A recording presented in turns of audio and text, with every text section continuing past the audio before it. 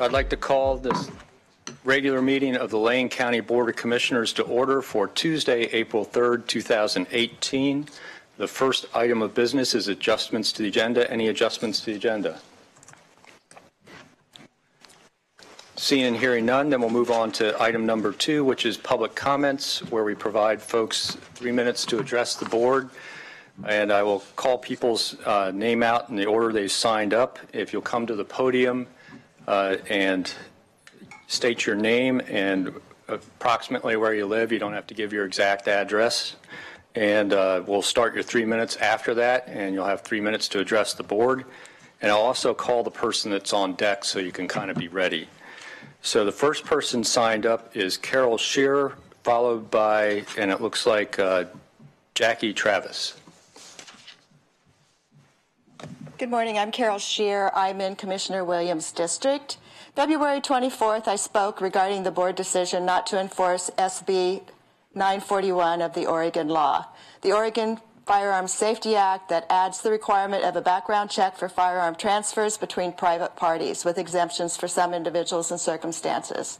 I asked the board to enforce 941. The bill was signed May 2015. 3 weeks later, Commissioner Bozovich signed the order in Resolution 1506-0205 titled In the Matter of a Resolution Supporting Second Amendment Rights. It was supported by all commissioners except Pete Sorensen. Gary Williams was not a commissioner. In 2015, he has chosen to be silent on this. I believe that implies consent. The order contains false propositions. One is that 941 is contrary to the U.S. Constitution. We call BS. Since Heller, there has been dozens of cases in lower courts where judges have ruled and overwhelmingly upheld district gun laws. Please rescind this order. In 2015, Jay Bozovich replied to my email where he asked, because of limited resources, quote, which felonies should we fail to investigate and prosecute in order to enforce SB 941? I call BS. This is a bully move. My question back to Commissioner Bozovich is why he supports arming criminals by failing to enact sensible gun laws. When commissioners state publicly that they will not enforce background checks, they invite criminals to their county to buy guns. It is possible weapons have already been purchased in Lane County to be used to kill, harm, rob, and threaten because SB 941 was not enforced. These crimes may have already occurred. We are less safe today because 4 commissioners have chosen to not enact 941. Soon after 941 was signed into law, the extremist Oregon Firearms Federation contacted county commissioners, lied about the intent of the bill, and urged followers not to fund background checks in their county. 4 Lane County commissioners did the bidding of the extremist Oregon Firearms Federation and the extreme militia groups Oath Keepers and Sipsey Street Irregulars. Commissioners, do not be complicit with extremist organizations that distort truth. Stand courageously for sensible gun measures that increase safety in our communities. To your excuses to not do so, we call BS. I also support a ban on aerial herbicide spraying. Be a board that says we must. Figure it out and work to get it done. Otherwise, we call BS. Thank you. Jackie Travis, followed by Victor Oldlevac.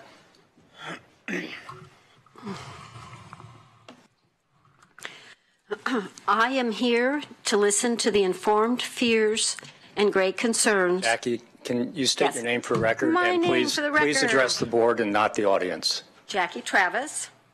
Can you turn the podium back? Interesting. It's public comment to the board, not the audience.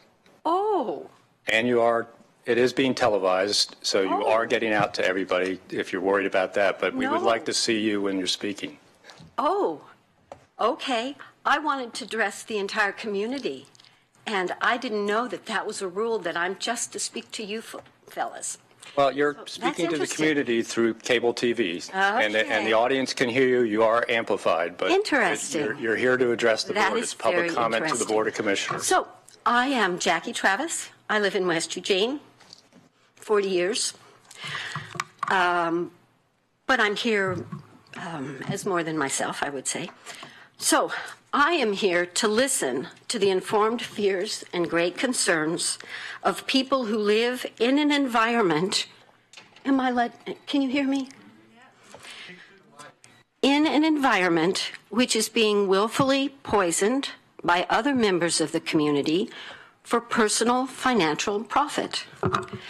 People have come here today because they're seeking help and redress to protect themselves, their offspring, their neighbors, including those who fly, swim, and move upon the earth.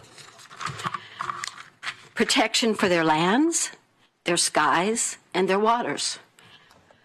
What puzzles me is the probability that representatives of their community would turn away from their need for protection.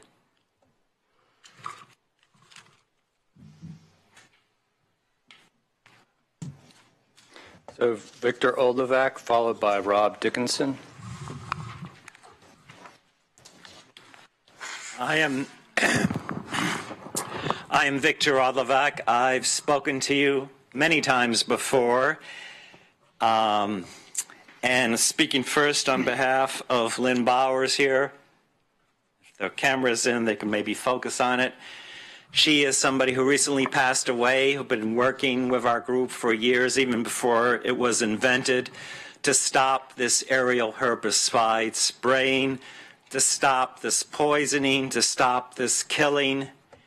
If we were a more civilized country, if we are in any country in the EU, this is totally outlawed. People would go to jail for doing it.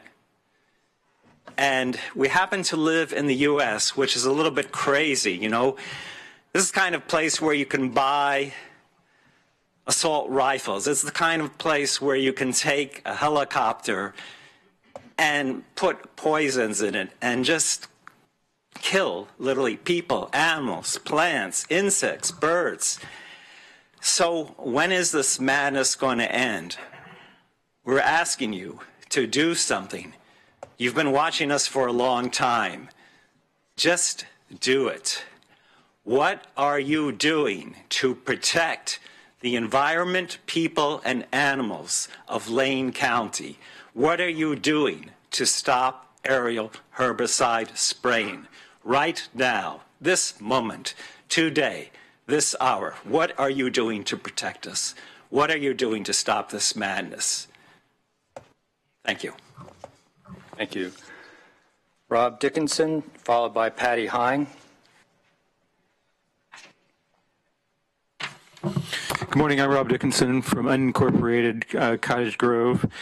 Before I get started, I'm going to give you 5 copies of a book, Bitter Fog. These were donated by the Healing Matrix, a 501c3 organization in Cottage Grove, with the purpose of education to make sure that the commissioners understand the true human cost of the aerial spraying.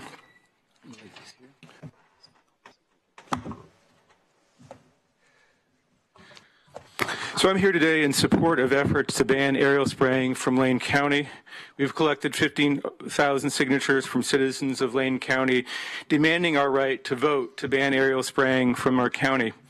We've come here repeatedly to ask for your help in protecting our community from the dangerous health and environmental hazards of aerial spraying, and we've repeatedly been told that you can't help us. It's clear that despite overwhelming public support, the Commission majority has no plans to refer our legislation to the ballot. So here's the question we're here to ask today. Where is the leadership? As our commissioners, we expect your leadership. We deserve leadership. If the health of the community is at stake, you're obligated to lead, to do everything in your power to protect our citizens from harm. But we've seen no leadership, only excuses. So if you're not going to refer our legislation, what are you going to do? So tell us, where is the leadership? What are you going to do to protect the people and environment of Lane County from aerial spraying of herbicides? After public comments, tell us in the commissioner's responses what you plan to do to protect Lane County citizens from aerial spraying of herbicides. Please don't tell us what you can't do. Tell us what you can do. Tell us what you will do. Thank you. Patty Hine, followed by Deborah McGee. Good morning. My name is Patty Hine. I live in Southwest Eugene. Mr. Williams is our commissioner. So, tell us, Where is the leadership? What are you going to do to protect people and the environment of Lane County from the aerial spraying of herbicides? You could have referred our legislation to the ballot so that voters can act to protect themselves from aerial spraying by banning the practice in Lane County, but you didn't. So tell us, where is the leadership? What are you going to do to protect the people and the environment of Lane County from the aerial spraying of herbicides?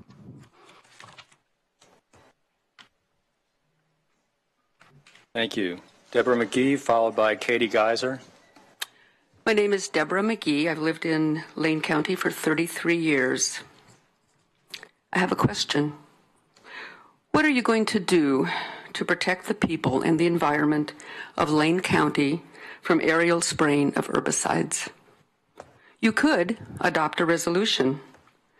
You could adopt a resolution declaring as an official position of the county that aerial spraying represents an inherently unjust and fundamentally hazardous practice that should be banned from Lane County. Gentlemen, where is the leadership? What are you going to do to protect the people in Lane County from the aerial spraying of herbicides? We're expecting you to do something.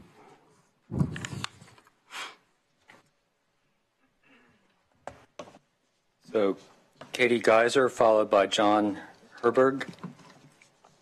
I'm Katie Geiser. I'm in Pete Sorensen's district. What are you going to do to protect the people and environment of Lane County from the aerial spraying of herbicides? You could propose legislation to state legislators to ban aerial spraying of herbicides statewide. So tell us, where is the leadership? What are you going to do to protect the people and environment of Lane County from the aerial spraying of herbicides? Thank you. John Herberg, followed by Robin Bloomgarden. Hello, my name is John Herberg, and I'm a resident and voter here in Lane County. And I'm basically asking you the same question you're going to be asked several times more after me, and you've already been asked before me. And I want to emphasize this question of being asked, of course, by the people here speaking directly to you today, but it's also being asked by people in this room that aren't speaking today. And please take into mind that it's same questions being asked by a lot of people beyond this room here in the county, people that elected you to represent us.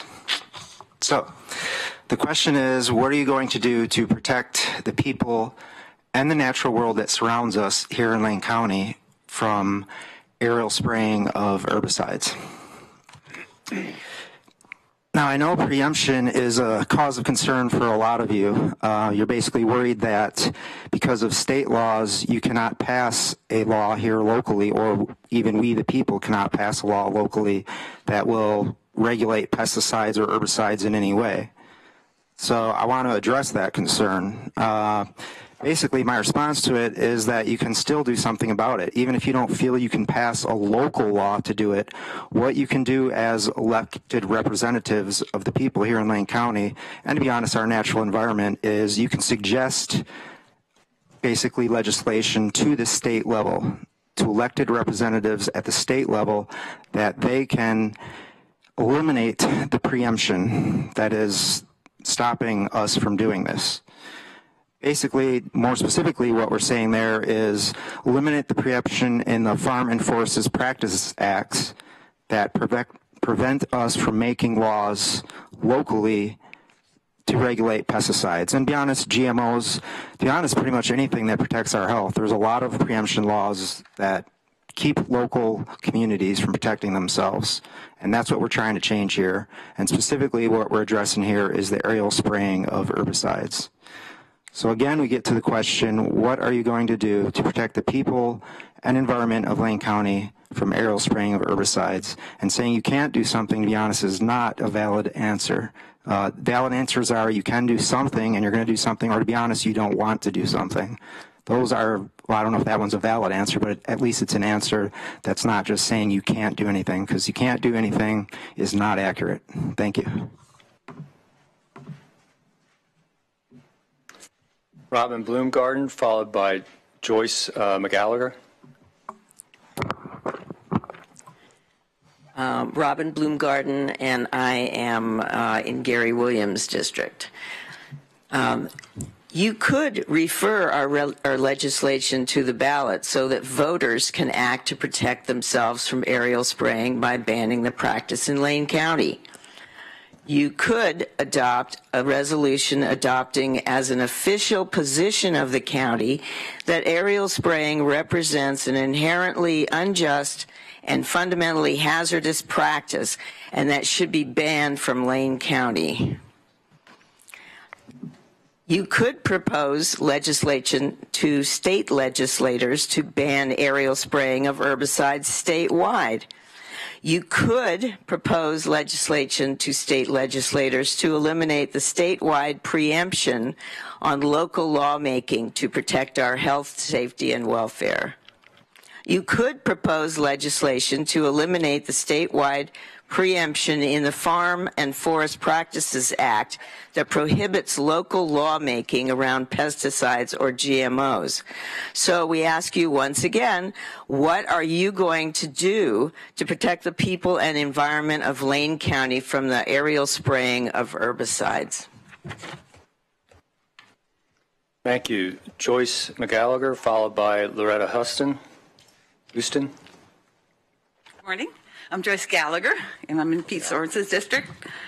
We stand ready to hear in commissioners' responses what you will do to protect our community from this threat to our health and safety.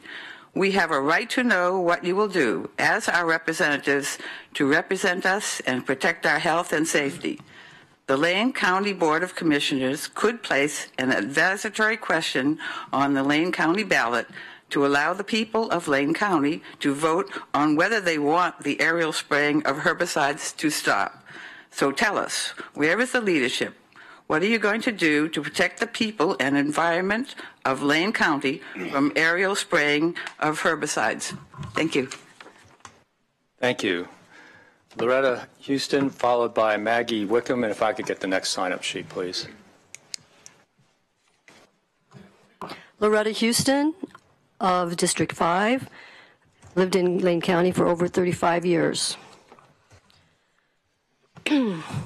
I hope our words actually speak to you and you hear our experiences. And yes, we are deeply, deeply frustrated. Where is the leadership? As county commissioners who are well paid, who can actually take a proactive role to protect the health of our priceless ecosystems and human lives, what have you done to help us succeed in putting forth our citizens' initiatives on the ballot so we can vote to protect our complex biological ecosystems? Go ahead. I forgot to turn off the last person. Go ahead. Where is the leadership? As conscious and hardworking volunteers, we have done everything required to write 2 separate single-issue initiatives, gathered thousands of signatures over 2 years, have dedicated our time towards proactive leadership to protect our local communities and complex ecosystems. So yes, why are we frustrated? Because we are fed up of being ignored by this outdated hierarchical system that serves the highest bidder and hides behind archaic and flawed laws. Again, where is the leadership? And what will you do to ensure that we, the people, who are an essential branch of government, have a right and responsibility to vote on local citizen initiatives to protect our communities and our health? We demand you show some leadership. Show some leadership. Thank you. Maggie Wickham, followed by Rich Gross. Good morning. I was raised in the 50s. My mother, RN, my father, rocket scientist. And when we had our mini camping trips, we would sit down at the picnic table, And while we were eating, my dear mother would spray some pesticide over our meal just to protect us, because that was the way the thinking went back then. Of course, I don't do that now with my children because of the obvious concerns for their health, and it just seems obvious and logical that we wouldn't spray the whole planet or our area because it's counterintuitive to nature, and we all know that there's a large concern for pollinators now. I mean, I'm growing fruit trees in my backyard, and I'm very concerned that of the pollination and of just our food supply, and what are my children, what are my grandchildren going to be faced with in their future? And I'm looking for your leadership to help us, to bring some reasoning and some logic and protection. Thank you. Thank you. Richard Gross, followed by David Tvet.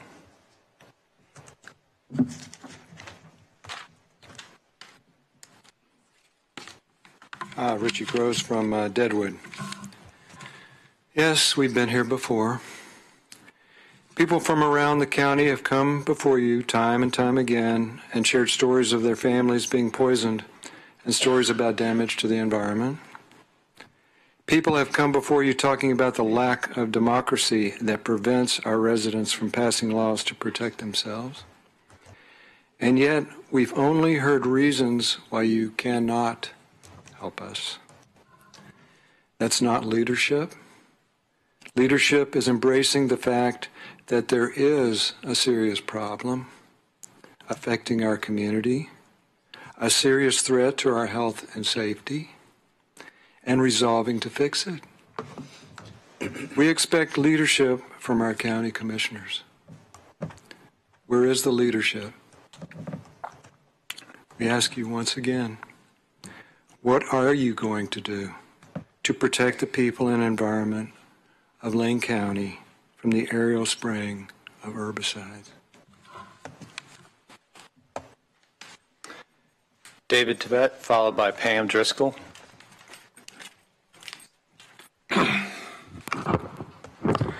My name is David Tvet, and I live in unincorporated Lane County in the River Road area. While I live in urban unincorporated Lane County, there are many tens of thousands of Lane County citizens who live in rural Lane County and are being more directly poisoned by aerial herbicide spraying. For all of us who live in the unincorporated areas of Lane County, you, as county commissioners, are first in line local representatives who could stand up to protect rural Lane County residents from direct aerial herbicide trespass and poisoning. My spouse and I would like to live in rural Lane County, but aren't willing to move there while the poisoning is continuing to happen. You have a responsibility as Lane County commissioners to protect the health, safety, and welfare of Lane County residents, and you currently are failing pathetically at doing anything about this. You hide behind legalities and state preemption and fears of being sued. If you truly cared about the health, safety, and welfare of Lane County citizens, you would be working towards finding ways to challenge the state legislature and state preemption on the issues of aerial herbicide spraying. You instead are doing nothing. We got over 15,000 signatures from Lane County residents in support of being able to vote on the issue, and statewide polls show a large majority of Oregonians are opposed to aerial spraying. There are a large and growing number of scientific studies not funded by industry that strongly support that aerial herbicide spraying is dangerous and damaging. But we have a problem here in Lane County. Some of you county commissioners don't appear to even believe that the damage from these aerial sprayed herbicides is real, but you seem resistant to being honest with your constituents about where you stand. while you get donations from the timber and chemical industries.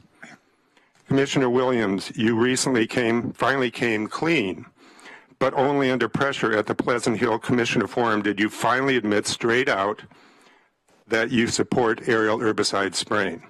Commissioner Bozevich, you had a letter entry in the Register Guard on May 15, 2016, in which you nearly totally discounted the danger of aerial herbicide spraying. I'm sure your poisoned West Lane County voters would like to hear more clearly from you where you stand on this issue. What are you, county commissioners who support aerial herbicide spraying, afraid of? That your voters might vote you out of office?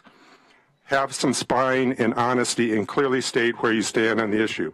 Commissioner Lycan, you didn't even show up for your last District 2 Commissioner Forum debate. Where do you stand? Are any of you going to do anything to protect the health, safety, and welfare of Lane County residents regarding aerial herbicide spraying? Where is your leadership? Pam Driscoll, followed by Forrest Walker.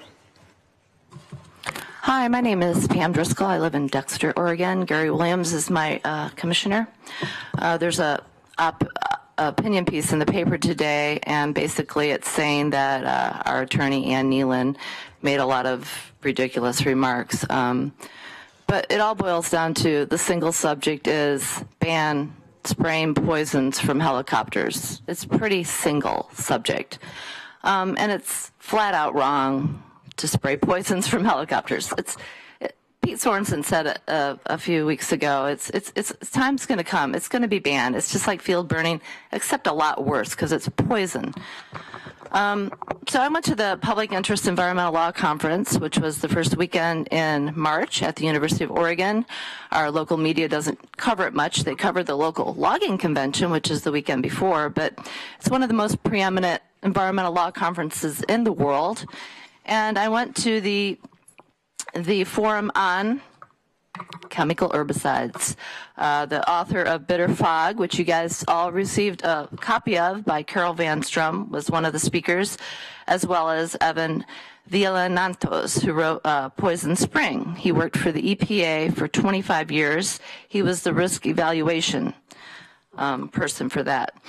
And he had a really sad and outrageous story to tell because for 25 years, the EPA and the chemical industry has covered up the truth about how toxic these chemicals are. 2,4,5-D and 2,4,5-T were restricted in 1979. The EPA never even touched studying 2,4-D. In 1970, it was banned in Vietnam. In 1972, they started using it in our forests. They told Carol Van Strom that it was safe as table salt. What woke her up was she started seeing dead animals in the river. And then there was a mass of cancers where she lived, where they had sprayed. So we know, if you do the research, which I don't know, I don't think you guys are really studying how toxic these are. I think you're really basically just puppets for the timber industry. And that's why after we give these testimonies, you guys never say, wow, this is really disturbing information. The man whose children vomited and had bloody noses for 4 months, and you guys just say nothing. It just shows that you're really not working for us. So I see this as a microcosm of the macrocosm. I wake up every day. I've been studying and researching climate change and environmental problems for over 20 years. And I have to return this book to the library today, Down to the Wire, Confronting Climate Collapse. Our ecosystems around the world are collapsing. We have a limited time before we can do anything about this. It's partly because of dioxins, it's partly because of CO2, but we're destroying our home, the planet. As James Hansen said in 2009, which is a long time ago, 9 years ago, he says, we seem oblivious to the danger, unaware how close we may be to a situation in which a catastrophic slip becomes practically unavoidable, a slip where we suddenly lose all control and are pulled into a torrential stream that hurls us over a precipice to our demise. You guys need to do what's right. What are you going to do? What are you going to do to stop poisons from being sprayed from helicopters? Thank you. Forrest Walker, followed by Justin Workman.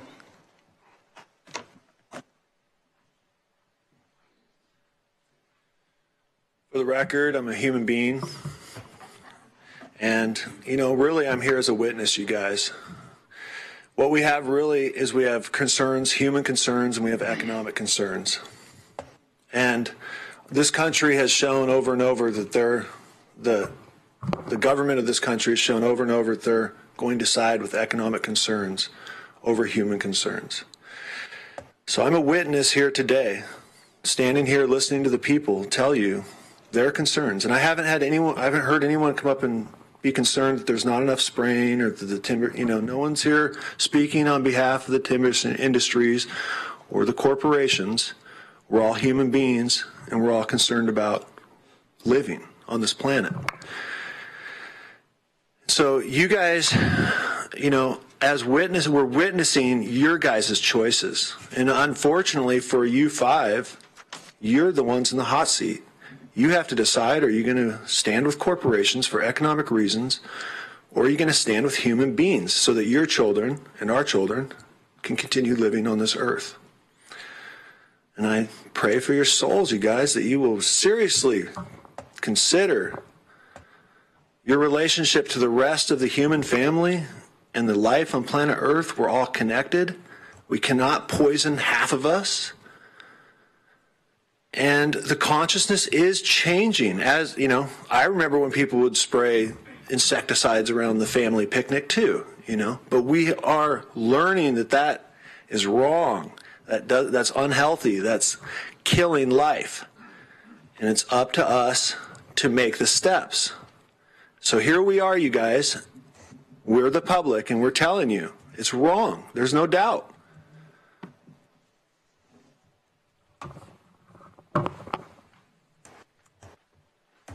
Justin Workman, followed by, and I think it might be Lori Douglas. I'm having trouble reading the writing. Justin Workman, Triangle Lake.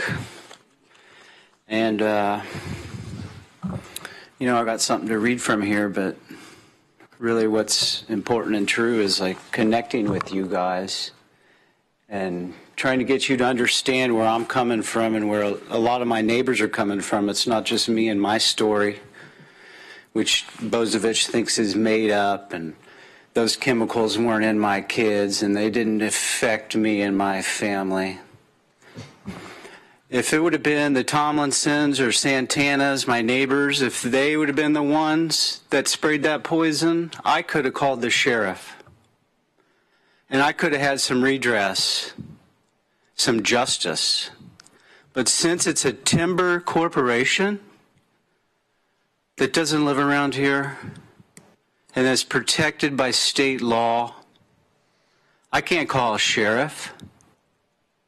I'm calling on you guys to please stand up for us. And like the last gentleman said, there is no timber corporation here, and they haven't been here the whole time. You don't hear any of those people here talking and pleading their case, but they have no case to stand on. They're guilty as hell, and they know it. You are their mouthpieces. You are preventing us from getting to them. I'm still waiting on a contact from you, Mr. Lycan, to set up a talk, to sit down and listen to someone that's been poisoned. You've yet to come through on your word. Here I am again, driving hours to see you, to talk, give you my 3 minutes. How beautiful. It is time, fellas.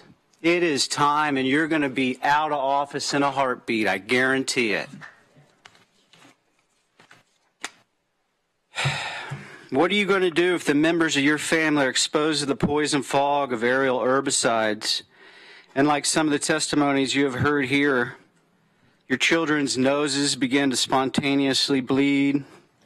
Your wife's lungs seize up as she spasmodically gasps for air, and you are dizzy and disconnected by a dull, nauseating, crushing headache.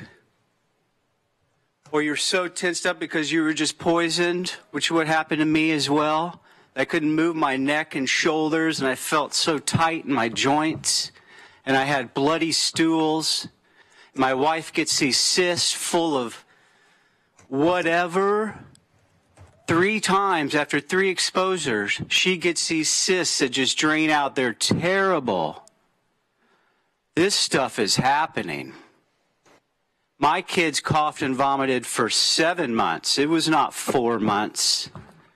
7 months they vomited. What are you guys going to do? What will you do when your kids are poisoned? What are you going to do to protect the people and environment of Lane County from the aerial spraying of herbicides? So maybe it was Lomick, Douglas. Please, no applause. We've had this conversation before.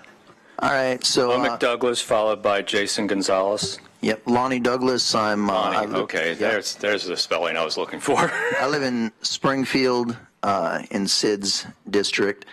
Yeah, he probably ain't gonna meet with you because he doesn't like to show up for a lot of things. But that's okay. We're gonna get him out of office anyway. Look, I'm a card-carrying Republican. I know I'm probably not welcome at the events that I get the emails from with you guys, but it's because I'm a progressive Republican.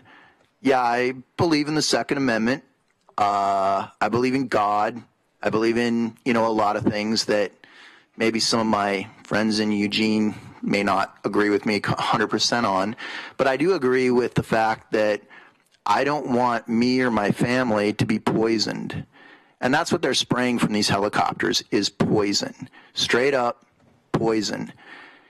The only reason that you would deny facts, real facts, is because you're bought and paid for by the timber industry. We ain't getting crap from the timber industry as working class folk in Springfield. They're not paying their fair share of taxes, but they give you pretty big donations. So the only people that are getting anything from the timber industry are our county commissioners, and it just works my nugget that you can sit up there while we have children being poisoned and people dying and, tell us that there's nothing that you can do. Leadership takes courage. And it takes you challenging the state preemption. If you're not willing to put yourselves on the line, then you should not be leading.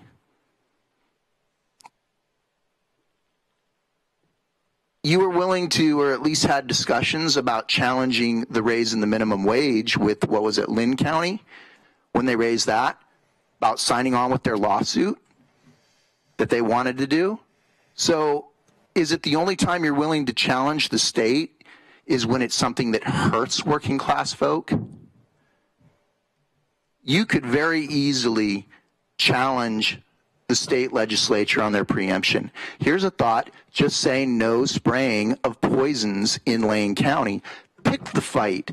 Pick the fight with the legislature.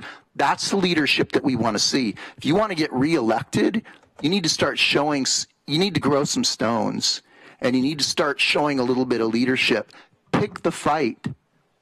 Because you know what? People are dying. And if you're not willing to stand up for your constituents, you don't deserve to be county commissioners. So, thank you.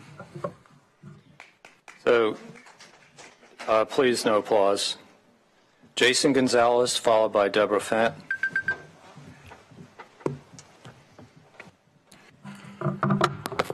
Hi, my name is Jason Gonzalez. I live in Walton, Oregon, in Chair Bozovich's district. Pretty rural out there, right in the middle of nowhere. I live on about 150, 160 acres of working forest. On our working forest, as the industry likes to call it, we grow forest and cut down trees. But many of my neighbors who are Wall Street investment corporations, they kind of do the opposite. They like to cut down forests and grow trees. Those same corporations that can't seem to afford to hand clear a few weeds seem to have little trouble buying my politicians. On the note of finances, I was surprised to arrive here today and walk into a checkpoint. Wasn't here when I was here in the past. When I get death threats here in the city, I actually can't get a police response. When I need an emergency response out in your district, Chair Bozovich, we have something like 28 minutes when a tree falls on somebody. But when I get here today, you're afraid of your constituents. I'm not too surprised to find that elected officials who know they aren't listening to their constituents quickly learn to fear them instead. But I think this fear of violence is clearly unnecessary. Your general anxiety, however, I think is warranted. I know in my district, many of my neighbors, even your past supporters, are frustrated and somewhat amazed by your efforts to grow the size and power of this commission and block voters' access to government and law. I'm really looking forward to this year's elections. I also look forward to the actions it seems this body must now take to address the obvious and clearly articulated concerns of your constituents. As part of my work in organizing and activism, I work to change these laws at a state level. It's hard at the state level. We often hear from everyone else's representatives that we, in rural Oregon, don't want to be regulated. But what I'm looking forward to is the actions that it seems clear you must now take, which is to support our work at a state level on behalf of your constituents as you insist you can't do anything for us here. So I really look forward to the soon-to-come future of Lane County, where we'll be letting our state know that it has our support in modernizing our laws and protecting Oregon's peoples, forests, and watersheds. Deborah Fant, followed by Bernadette Barrasso. Good morning. My name is Deborah Fant. I have driven from Lincoln County this morning to have an opportunity to say hello to each of you. I am a registered nurse, and I have a lot of experience over the lifespan of human beings of chronic and acute illnesses, and I am a person of science. So that's one of my biases. I read studies, I get interested in things, and I look at what's going on. I would encourage your staff to put yourselves into some of that science and challenge some of what is discussed as truths. When people have described that these are poisons falling out of helicopters, sprays, and fixed-wing airplanes, they're absolutely accurate. I mean, you look at any of the containers that feed those trucks, or that are in the trucks for mixing and go into the aircraft, they have skull and crossbones on them.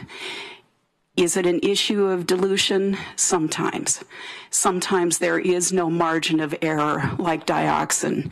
Dioxin is a chemical that is formed as a byproduct in the making of 2,4-D, which is half of Agent Orange.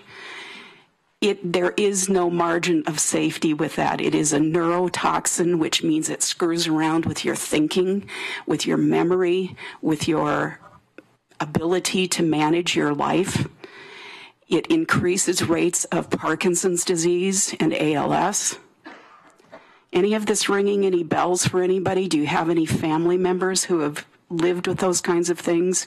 It is not a pretty sight, and it is very challenging for families to live through those experiences. I don't know your history about leadership, but I assume that you're here because you care about what happens to Lane County. And I would also say to you that this is not an issue of a few people who live in Walton getting sprayed and having their kids throwing up and bleeding for months and months. This is about all of us who are life forms on this planet. These chemicals travel. I mean, the chemicals that were sprayed in Louisiana on cotton fields are found in fish in the Great Lakes. There are ice caps that have these toxic chemicals present. This is about bioaccumulation. It's a big word that means that these petrochemicals do not break down, especially once they're in the water. This means that watersheds are really vulnerable to carrying and accumulating what is now 4 decades of biannual aerial spraying. I don't know about you, but I don't know that any amount of treatment with chlorine is going to take care of these chemicals. We're all getting the chemicals in our food. We're getting it in our water. It's in our air. It's in our soil. We're harming our salmon. I mean, if we want to look at protecting our The timer went a few minutes ago if you want to come to a close. Okay. I'm not anti-industry. I am pro taking care of ourselves and what matters. I would call on your humanity to please act on behalf of those people who have voted for you. I don't have a vote in this county, but I know and love people who live here. And I thank you ahead for the courage that it might take for you to take on the system, because the system is flawed. Thank you. Thank you. Bernadette Barrasso, followed by Annette Woodmark. Good morning. Bernadette Barrasso, Lane County, Commissioner Williams District. I'd like to let what that last woman said just sort of sink in a little more. The science is incredible, but whether or not you believe that spraying poisons from helicopters is safe or dangerous is not really the issue. The issue is letting the people vote on it. It's a democracy, so you 5 don't have to decide that issue yourselves. Although I would hope that your combined attitude would be that it's a bad thing, it's a bad idea, it's maybe seemed okay at one time, but I have friends and family who were in Vietnam who suffered the consequences of being sprayed, whose children were born with birth defects. I personally went through a little medical scare recently where I had a growth removed and biopsied and blah, blah, blah. I had to wait and didn't know if I had cancer and would be going down that road or not. And fortunately for me, I don't have to walk that path at this time. But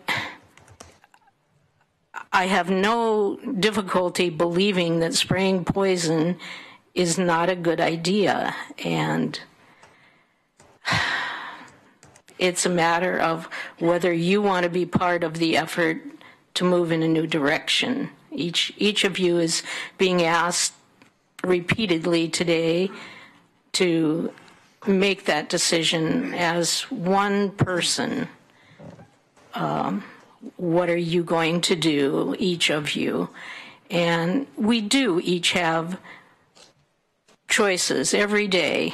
I had a neighbor for 30 years. I lived next to this wonderful couple that were World War II vintage people, very, very wonderful neighbors, but they were putting weed and feed on their lawn when we moved in next door to them. This was out in the River Road neighborhood. It was very rural at that time, much more so than it is today. But after we'd been there a few years, and I would just kind of, I didn't want to say anything to them because I just wanted to respect their right to do what they felt was necessary.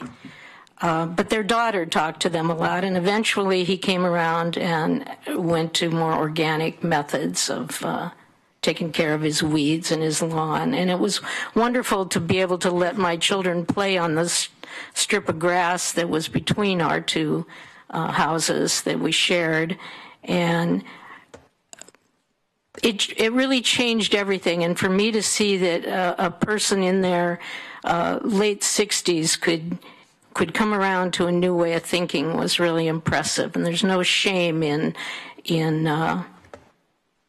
changing our minds and standing up for what makes sense. And it's hard to do when people are confronting you and being somewhat adversarial. So do what you can with the time you have on this planet. Thank you, Bernadette. Annette Woodmark, followed by Melissa Paget, and I need the next sign-up sheet, please. Well, my name's Annette Woodmark. I live in southern part of the area here. I live just over the hill from Noble Hills Estates down in Rainbow Valley. And in the mid-'70s, my grandfather, who was an organic cattle farmer, his neighbor came over and asked him if he could help him come up to apply this new herbicide on his farm. And my grandfather said, sure, I'll come over and I'll help you. And on the contents, it said you were to wear gloves, you were supposed to wear a respirator. The neighbor did that, but my grandfather did not. And a few weeks later, he ended up with a strange bruise that started to move in different places. He went to the doctor, and he had a rare form of leukemia, a leukemia that usually only hits children, and he was in his late 70s. My grandfather died of that. And 2 years later, that same rare form of leukemia hit the neighbor who used the respirator and who used the gloves. I have no doubt that it was that chemical that killed my grandfather. And it was that chemical that killed the neighbor. I tried to talk to OSU and tell them the combination of what had happened, but they just didn't have time for that. But I'm concerned because this spray is going to be going over my grandchildren. And this was happening in the 70s, mid-70s.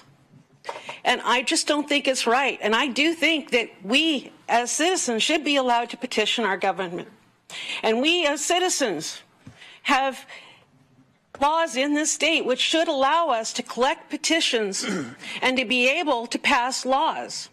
If this government is for we the people, by we the people, you should be listening to us. And if you don't, we will vote you out. Thank you. Melissa Paget, followed by John Getz. Hi, my name is Melissa Paget. I want to start by thanking you all for your time and thanking all of you for your time. I moved here 10 years ago, and this was an old discussion 10 years ago. My friends told me all about how they thought they were moving to lovely rural Oregon, and they ended up in industrial timberland, and therefore had no recourse for the aerial sprays that were happening to them 10 years ago, and have continued to happen for the next 10 years. And so my question is supposed to be, what are you going to do to protect the people and environment of Lane County? But I'm changing it to, what are you doing now? Because I know what we've been doing. We've been going to meetings, signing petitions, gathering signatures, changing track to make more of a community rights effort involved to change the laws around it, because the laws are boxing us in every step of the way. So what are you doing now to protect the people who keep showing up and asking you to protect them? Because if you're not going to do anything now, all we can do is vote in November. Thank you. So John Getz, followed by Robert Jacobs.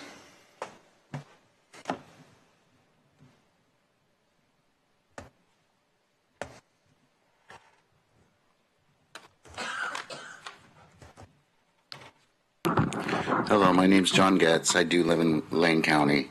I live in Florence, and I'm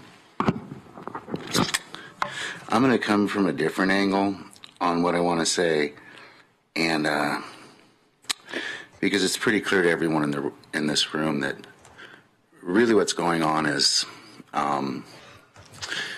money trumps, finances. So I'm going to come from a standpoint of economics, and I'm not against logging or anything like that. It's just the way it's being done. But timber companies' profits come from harvested board feet. And this is maximized by how much fiber is produced prior to being harvested. Profits are reduced when we consider fiber. When the trees have suffered things like beetle damage, when they're stressed. Now, a few years ago, that was kind of hit the news. We had 3 years of droughts. The trees were suffering and stressing. And then 2 years ago, I met with some folks because my family owns property up Deadwood Creek, and there was a small woodlands association. And so they did this thing, a guy from OSU who was researching trees, and I was concerned about, the trees, and they were getting weak, and they weren't resistant to the beetle damage. And, there's other things as well that kind of affect the potential fiber that's produced in trees, and that's money. In a way, I'm speaking in the best interest of the timber companies, because that's really what this is about. And there's a lot of research that has been done lately, and I was involved, attended all the Sileslaw Watershed Council meetings, and when the mudslides and the herbicide issue came up, that was like 10 years ago.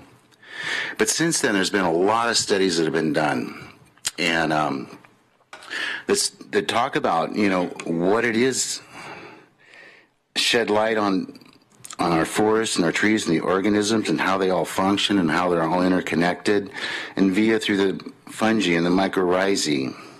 And without that, and there's a woman I listened to on the radio, really great radio station, she's a scientist up there, and she's been doing these tests with the trees and spraying them, which you can track this network underground, and it's just incredible. And the only way these trees get their minerals, the only way they get their minerals, is through the mycelium and the mycorrhizae. And they mine these minerals underground, they provide it for the trees. So without this, and the hyphae, and there's like miles of hyphae in a square foot of soil, the trees wouldn't have minerals, and they could theoretically not grow any taller than a tulip plant. So what I'm getting at is, and with this guy, a professor from OSU last year, says we need to do tests on what the effects of the herbicides are on what's going on underground. And at those meetings, at the Watershed Council meeting 10 years ago, there was a representative from one of the private timber companies, and he was asked, like, how many rotations would it take with this type of practice, with the spray and plant? And he said 6 or 7. And then what? Well, then we use synthetic fertilizers.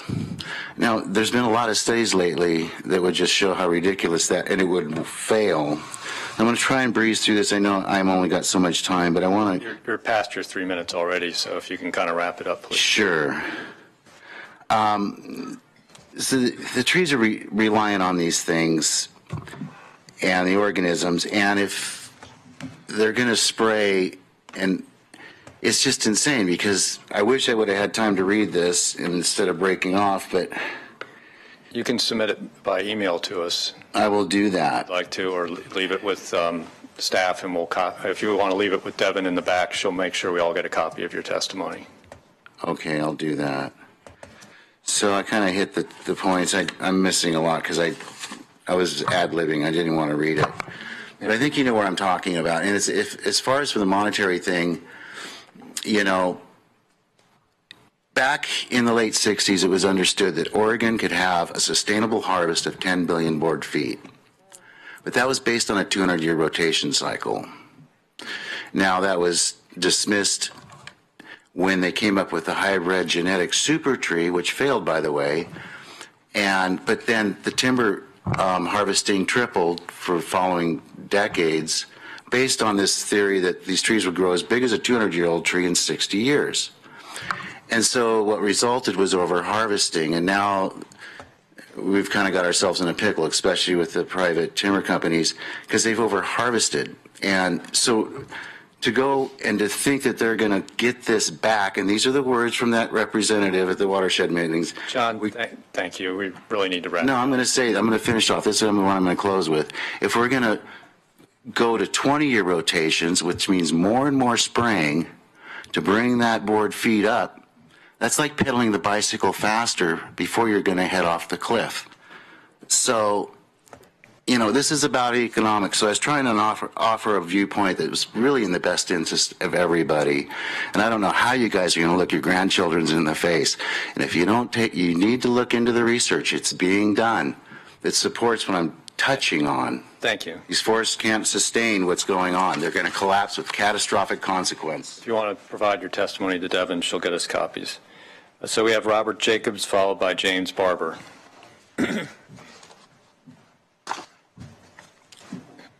Hello, my name is Robert Jacobs. I live in Eugene, but I've lived and worked in rural Lane County for many, many years, and I've been hearing about toxic herbicide sprays for 40 years.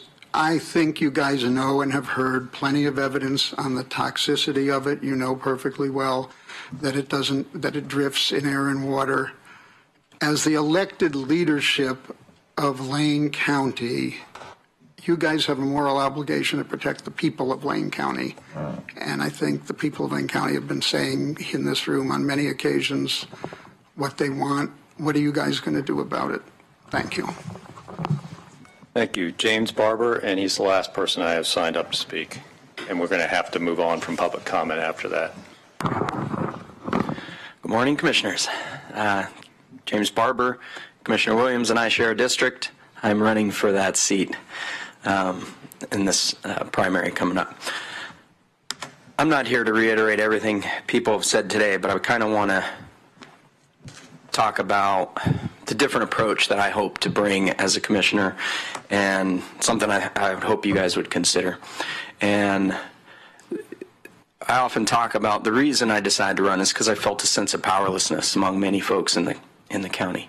And that's what I hear today. That's what I'm hearing from all of these folks' testimony, is that they feel like they don't have any power in this process.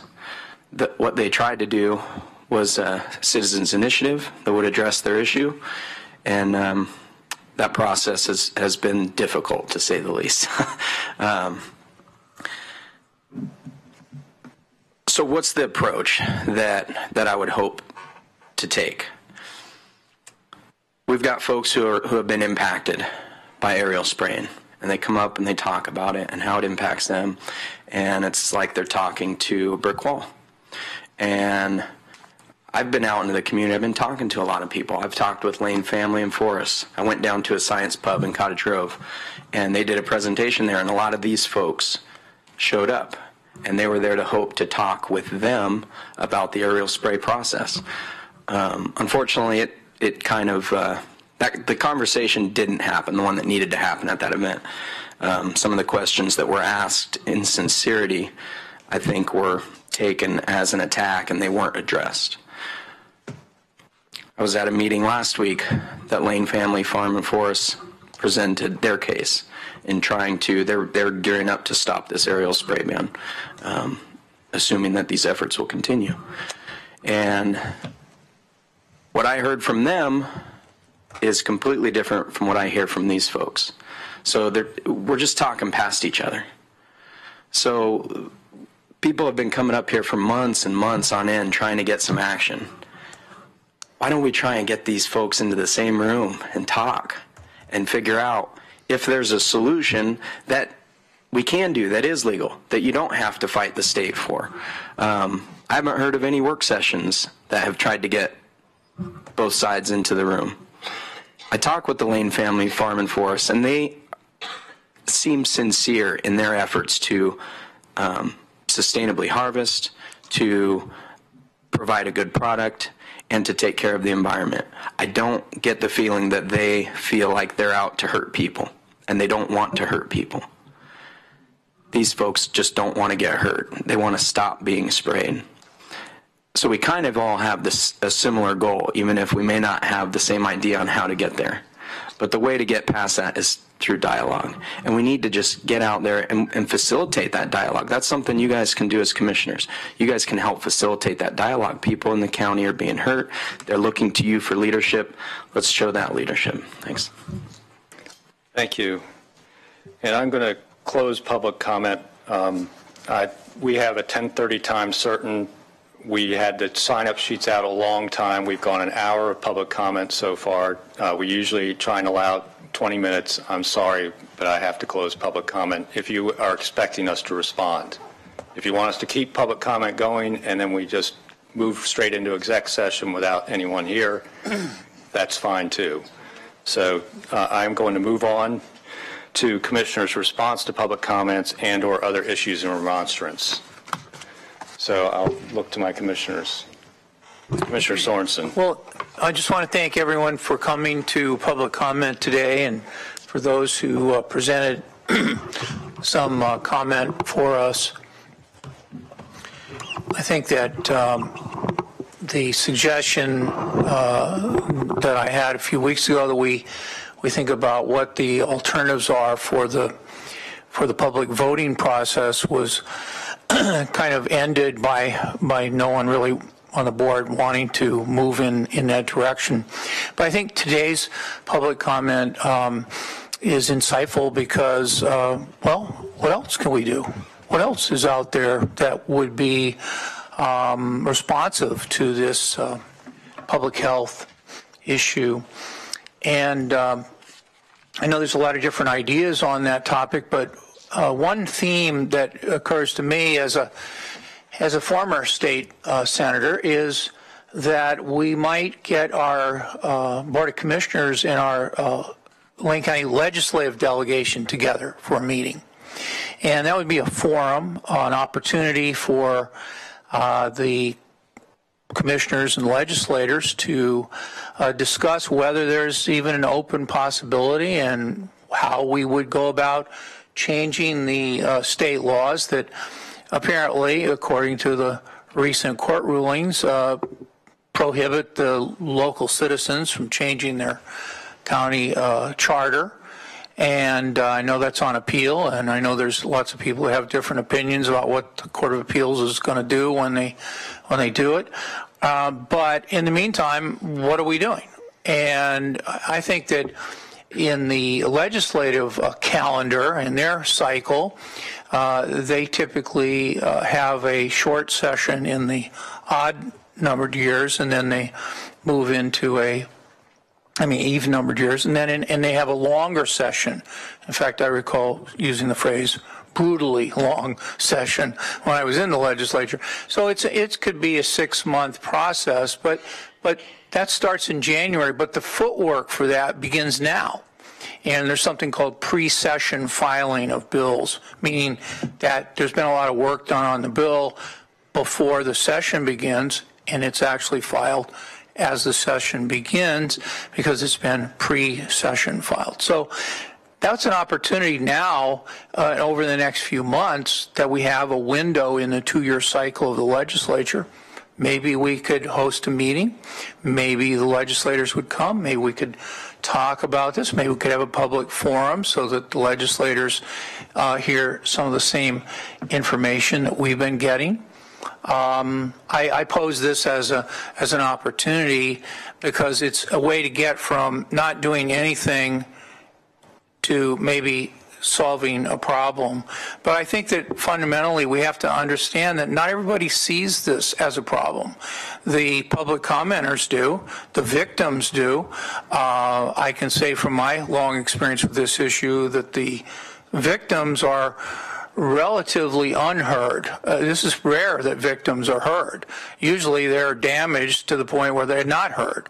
And usually there's no financial incentive for victims to really do anything, particularly now that we have the Oregon Forest and Farm Act that prohibits litigation unless there's a death involving chemical trespass. So, to me, going back to zero and saying, well, let's have a meeting to talk about this with people that under our system have the power to make that change. That's something we can do. That's something that the community through their elected board can do if we want to do it. And I would commit to doing that.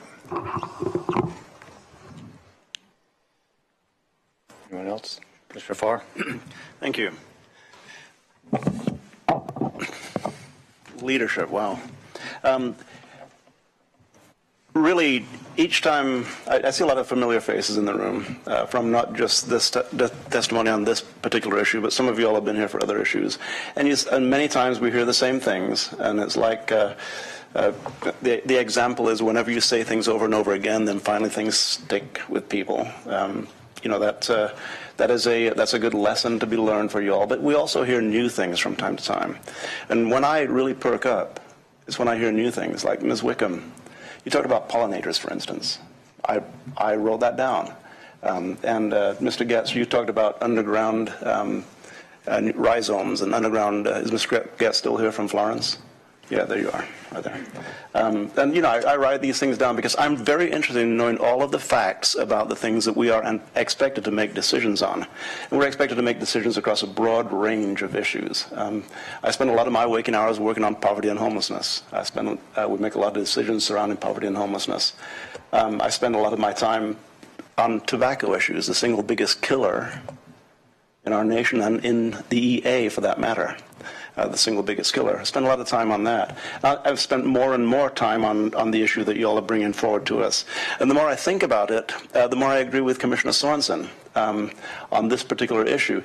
The legislature, you talk about leadership. The ultimate leadership in our state are the 60 men and women in the House, the 30 men and women in the Senate, and the one person who signs those bills when they go through. Now, I've talked to a number of folks in the audience today about why don't you work with the legislature, and one of the responses that I got is we've been trying for years and they won't listen. Well, ultimately, it really is the legislature, and Commissioner Sorensen's proposed that we get together at a town hall or a community meeting with the legislature. Well, we don't have to do that. These folks live in our neighborhoods. And the legislature, I hate it when a single party rules the U.S. government or when a single party rules the Oregon legislature. Right now, and it's been this way for a long time, one party has the House, has the Senate, and has the governorship in Oregon. And it really is a matter of appealing to the legislature. You can pre-session file, but every November there's a turnover in the legislature. So much of the effective pre-session filing happens after Election Day in November. Not all of it. Many of the effective things do. It's not very often that May results in whatever turnover happening in the legislature that's going to happen in the legislature. There are a couple of local races that are unopposed. So you could talk to Senator James Manning, for instance, because we know he's unopposed. He's not going to be. He is going to be back next year. You can talk to Nancy Nathanson, Representative Nathanson. She's unopposed. She's going to be back next year. So really, a strategy is to get with your legislators and then get your local elected officials to support whatever the legislators want to do. Now, why haven't the legislators acted on this? You're asking us, where is our leadership? I'm not going to go into where my leadership is with y'all. I'm not going to do that today, but ask that of the legislature. You've been doing it for, I think, decades was the term used. We've been trying this in the legislature for decades, and nothing's happened. Ask your legislators, why is nothing happening at that ruling body in the state of Oregon? Oregon revised statutes trump, and somebody, Mr. Getz used the word trump. I think he said money trumps. Trumps pretty much all local legislation, and sometimes in the form of preemption, sometimes in the form of overruling. So it's really it's a matter of talking to the legislators, getting them to write a bill. There's a single page sheet that I used to hand out when I was in the legislature, like Commissioner Sorensen. I was a state legislator also. There's a single sheet, how a bill becomes a law. It's pretty easy. Somebody writes it. So if you get somebody to write a bill, get their fellow legislators to support it, bring it through the House or bring it through the Senate, or better yet, bring it through both the House and the Senate. And then you begin to get action at the state level, which is really ultimately where I think few people in this room would disagree that is where the action needs to be considered. So those are my thoughts on it, and I want to thank you for bringing new information. Ms. Wickham, thank you very much. I tried to keep eye contact with you because you were presenting some information that I'd not heard before. Thank you for being here today. Mr. Getz, thank you for driving in from Florence. And somebody has been spending hours and hours of gasoline use to get here to give 3 minutes. Thank you for doing that too. So thanks for everybody for being here this morning. And I'll be meeting with some of you all later on this week, I'm pretty sure. Please keep in contact. And remember, new information is good information. Actual factual dates and times are good information. Thank you. Commissioner Lyken. Thank you, Mr. Chair. First of all, thank you all for taking your time this morning to come testify during public comment. something that Commissioner Farr just mentioned. So I meet very regularly with my two legislators, Senator Beyer and Representative Lively. And in fact, Senator Beyer holds a very powerful chairmanship. When we meet, I'll be honest with you, this particular subject does not come up. The next time we meet, it will come up. So we'll have a conversation about it, gauge his thoughts.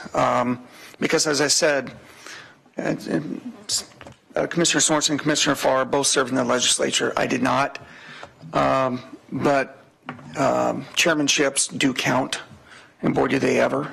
And as I stated before, Senator Beyer holds one of the most powerful chairmanships in Salem. And so more than happy to visit with him about it. And on a federal level, I've mentioned this before, but when Senator Wyden's in town, he usually calls me and looks me up. We've been very close friends for many, many years. I'll talk to him about, even on a federal perspective, if there's anything that can potentially be done. And I'll leave it at that. You were asking, what are you going to do? You just heard my answer. And again, I appreciate your comments. Thank you. Thank you. So I want to address a couple things. First, I want to mention that I don't like having security here. You know, I wish we didn't have to have it, but it's here for your protection as well as our staff, because our staff was included in that threat. They have to sit with their back to the audience. And I really, that's an important value to the board, to keep our staff safe and have them feel comfortable. And I think it's also important to you all, should there be violence, I don't think it would be limited. And I really don't want to have that incident. So particularly the threat coming on the heels of the Parkland shooting, we had to take it very seriously. So I'm folks that are concerned that we have security, it's an unfortunate part of the times. Beyond that, there were a couple things. Ms. McGee mentioned that we could have referred the legislation to the ballot as it stood. The issue is about separate vote, and whether we refer a amendment to our charter or the citizens refer it, it still has to pass that same test and would have had the same issue judicially. So that doesn't go away, whether the board takes that action or not, if it's a charter amendment. The other issue got to be whether we should refer something that's an ordinance. We had a long discussion about that. The legal liabilities it places the county in until the state lifts preemption on having local regulation of that particular aspect. And it's just something that would end up costing the county a lot of money. Lincoln County's spending thousands of dollars in legal fees right now. And that was on the citizen passed initiative, let alone if they had actually referred it themselves, would have been worse.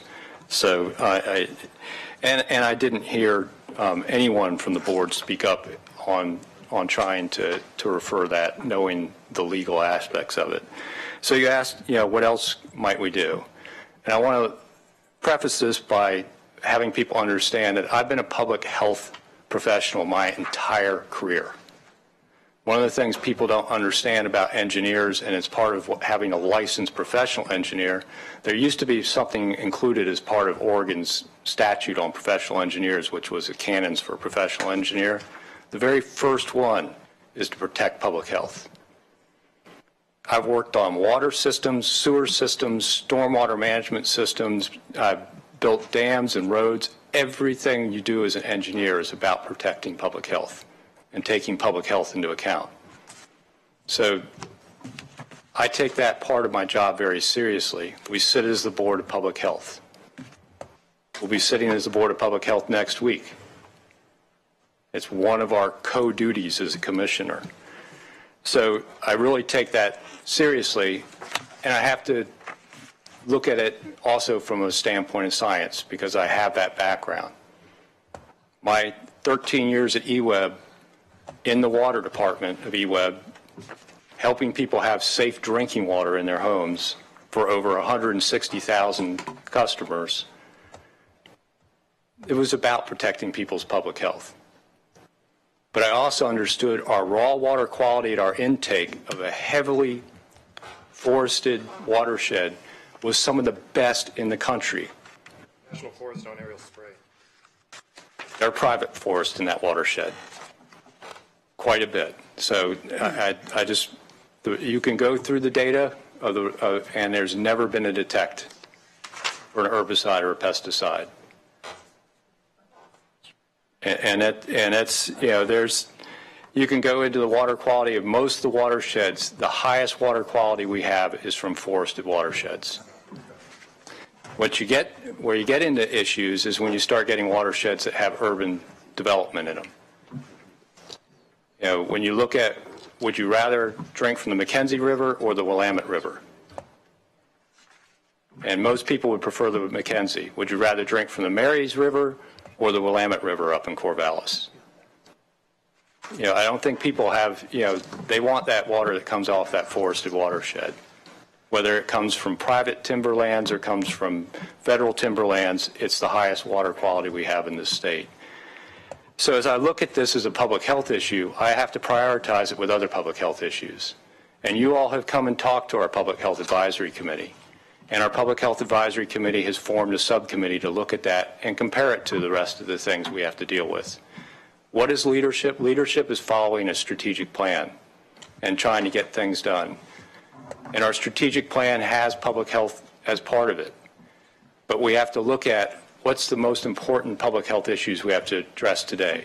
Is it our lack of housing? Is it opioids? Is it teen suicide?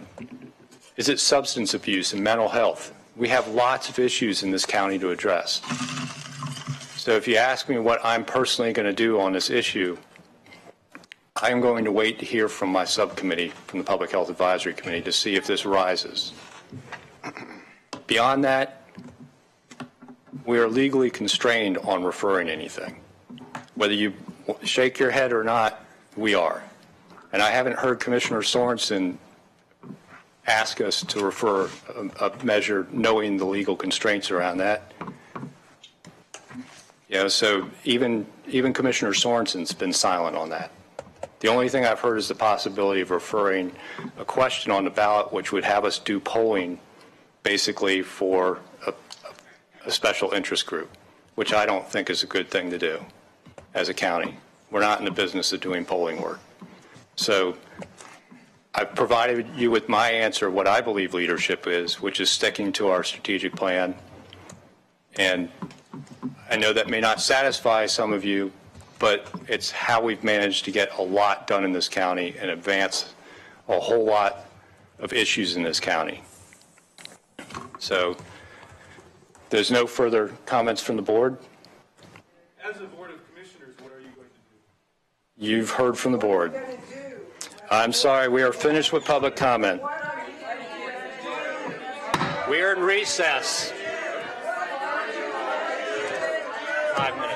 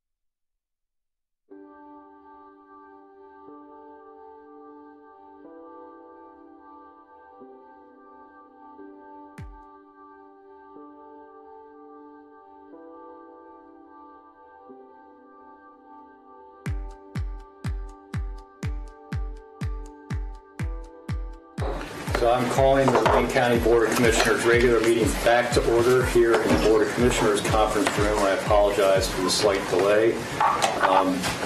We have a couple items of business we have to take care of real quick before we go into exec session. And I'd like to first get with do the consent calendar. And these are the routine items that we normally approve in a single motion. And do I have a motion to approve today's consent calendar? Commissioner Lycan. Thank you, Mr. Chair. I'd like to move approval of the consent calendar. Second. So the Tuesday, April 3rd, 2018 consent calendar has been moved by Commissioner Lycan, seconded by Commissioner Williams. All those in favor, please say aye. So I have a motion. There's usually not discussion on consent. Well, you always ask for it, huh? No, not on consent. Because that's you're supposed to pull items you want to discuss. That's what adjustments to agenda are for. So motion passes unanimously.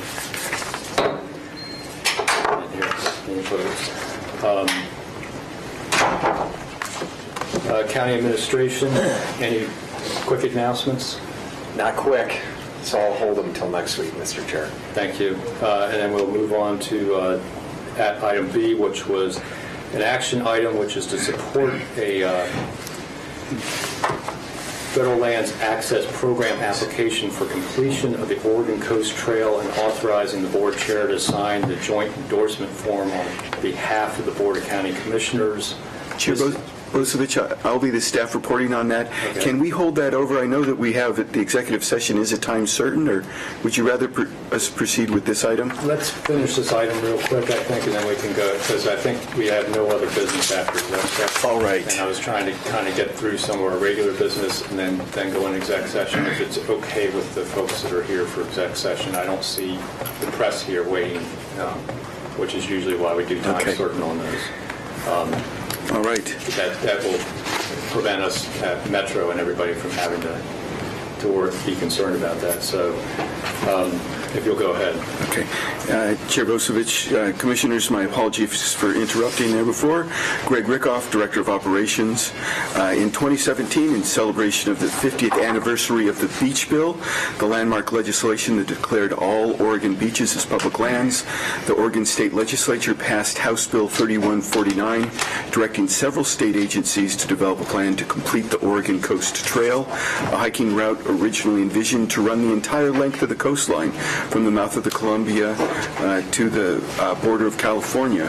While much of the trail is complete, there are approximately 55 miles of unfinished gaps along the coast that require hikers to walk on the shoulder of Highway 101 and other roads not designated for pedestrian use. This poses obvious safety risks for hikers and drivers alike. It also diminishes the value of what could be a world-class attraction to rival other long-distance and village-to-village hiking trails around the country and the world.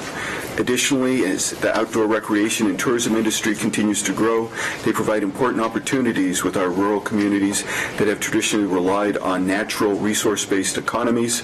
Oregon's outdoor recreation industry has seen a 28% increase since 2013 and continues to grow.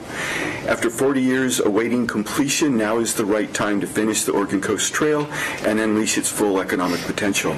The current project, although there have been other efforts to complete the OCT in the past, this is the first time that there has been a legislative directive to deliver the plans required by HB 3149 and ultimately to build out the incomplete sections of the OCT.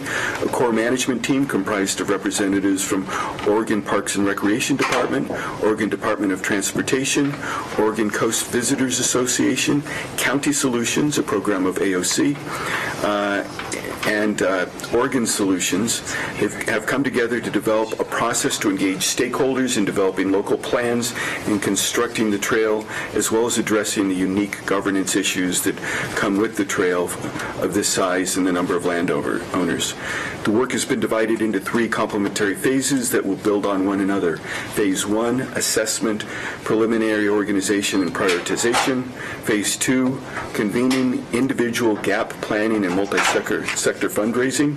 Phase 3, implementation and construction of priority trail segments. Phase 1 is currently underway and is likely to be completed by early summer of 2018. The goal is to maintain momentum and seamlessly transition to Phase 2, which will leverage the contacts made and information gathered during Phase 1 to build the local and coast-wide capacity that will be needed to implement short and long-term planning. During Phase 2, county commissioners will convene local stakeholder groups to form gap or segment-specific community-based action teams to develop a preferred option and implementation strategy for completing local gaps in the trail. These segment teams will determine the best alternatives for connecting the trail, prioritize trail renovations, and develop a strategy for securing the resources needed for constructing the preferred alternative. Each team will work towards finalizing a declaration of cooperation to serve as a blueprint for implementing the plan in Phase 3 and beyond. AOC County Solutions will manage and facilitate this. At the same time, Oregon Solutions will convene a coast-wide steering committee of major stakeholders, including representatives from state parks, ODOT, the U.S. Forest Service, U.S. Bureau of Land Management, local governments, coastal tribes, private industry, nonprofits, and civic user groups. This committee will coordinate and support segment-specific work, develop an overall strategy for funding the construction of the trail, and create a governance approach for the long-term coordination of trail renovation and trail maintenance. What you have before you today is a support for a grant for the federal lands access program. It is a grant that is being forwarded by ODOT and Oregon Parks and Rec and AOC. Today, you're being asked simply to endorse that grant and support that effort. I could not get the number of miles in Lane County that have yet to be completed. I know they are considerable, and a good portion of our miles that are a gap do require hikers to hike around along 101. And Chair, perhaps you have more. Yeah, the completion of the Oregon Coast Trail, I think, would be a huge benefit to tourism in all the state of Oregon, but in particular, there are pieces in Lane County that are basically following 101 past Cape Perpetua and Sea Lion Caves and a few places where you really don't want to be a pedestrian. So I fully support this application. I was the one that brought it forward to the board at the request of Greg Wolf from AOC.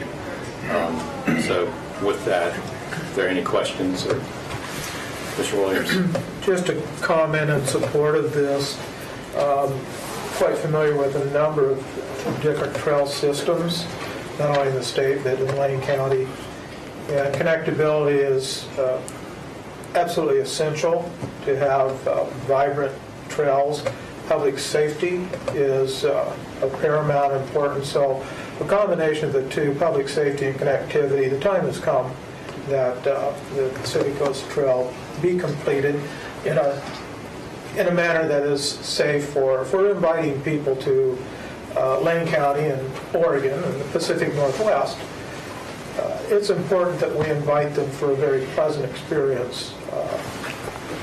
Being involved in a mishap with vehicular traffic because they're forced out onto a very narrow and somewhat perilous highway it's important that be mitigated, and we have an opportunity to advance that a little bit, so very supportive of this. Thank you. Any other questions or comments? If not, I'll entertain a motion. Commissioner Likely. Thank you, Mr. Chair. So I'd like to move approval in the support of the Federal Lands Access Program application for completion of the Oregon Coast Trail and authorizing the board chair to sign the joint endorsement form on behalf of the Board of County Commissioners. Happy second. So it's been moved by Commissioner Likens, seconded by Commissioner Williams. Any discussion to the motion?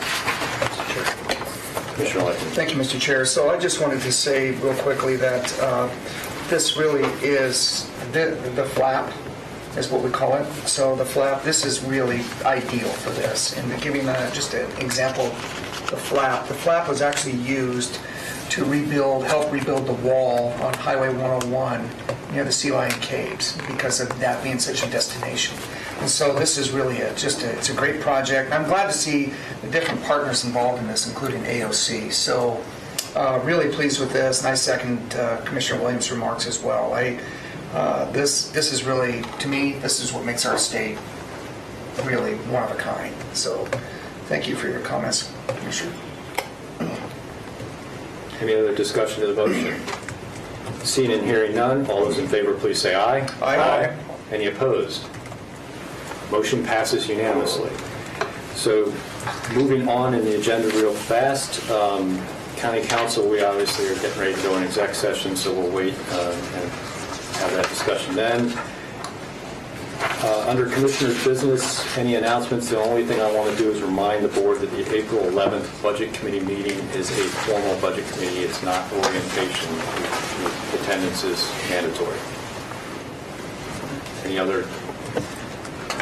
Commissioner Farr. Yeah, a couple of things. One, just want to talk about one of the items from the consent calendar, not as a discussion, but just as the fact that we placed it on the consent calendar, even though it is a pretty significant item. And that is the matter of approving submission of a grant application and delegating signature authority to the county administrator for the district attorney's office Violence Against Women Act grant application. We've been doing that for quite some time now. I think 10 years we've been submitting that grant and getting approval, but it's pretty significant, and it's just one of the things that the Board of County Commissioners does, but sometimes doesn't even make it off the consent calendar. So that's the point I wanted to make regarding the consent calendar, not any changes to the agenda. Yeah. And second is the reason that I'm wearing the purple ribbon is for Chloe Wilson, who committed suicide in February, and she was being bullied significantly by social media, through social media. That's not the only reason that teens commit suicide. It is a reason. It's something that we need to address, and I've taken it up at the federal level, and it's something that we can expect some discussion regarding control of social media bullying. Thank you. Any other announcements from commissioners? Seeing none, then are there any agenda team requests or work session requests? Seeing none, then there's no other business, then I'll read us into exec session. We are not expecting to come out in the public session to make any decisions at this time. So the Board of County Commissioners will meet in executive session to conduct deliberations with persons designated by the governing body to carry on labor negotiations. The executive session will be held pursuant to ORS 1926602D, which allows the Board of Commissioners to meet in executive session for the purposes listed. Representatives of the news media and designated staff shall be allowed to attend the executive session. All other members of the audience are asked to leave the room. Representatives of the news media are specifically directed not to report on any deliberations during the executive session except to state the general subject of the session. As previously announced, no decisions will be made in executive session, and we are going to adjourn the Board of Commissioners meeting out of executive session. We're not expecting to come back in. So we are in executive session.